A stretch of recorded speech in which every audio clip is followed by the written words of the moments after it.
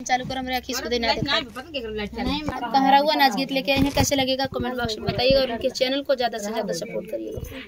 घिउआ रखे घर में ताला मारी हो, ताला मारी हो मोर ससुइया घर के मालकिन। घिउआ रखे घर में ताला मारी हो, ताला मारी हो मोर ससुइया घर के मालकिन।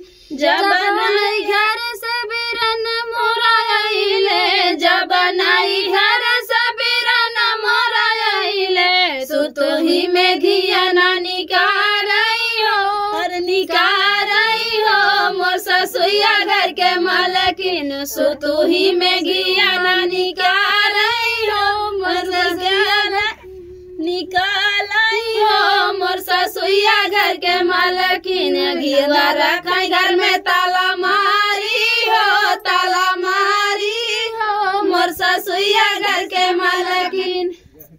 जब ननदोइया ससुरालिया में आइले, जब ननदोइया ससुरालिया में आइले, कटोरी भर के घिया ना परोसई हो, परोसई हो मोर ससुइया घर के मालकिन। घर में रखे दी घिउआ रखे घर में ताला मारी हो, ताला मारी हो मोर ससुइया घर के मालकिन। जब हो बहिनिया मोरा घरवा में आइले, जब हो बहिनिया मोरा घरवा में आइले, सिकिया से घिया ना निकालई हो, निकालई हो मोर ससुइया घर के मालकिन। सिकिया से घिया ना निकालई हो यार, निकालई हो मोर ससुइया घर के मालकिन। घिउआ रखे घर में ताला मारी हो, ताला मारी हो मोर ससुइया घर के मालकिन। जब हो ननद हमारे घरवा से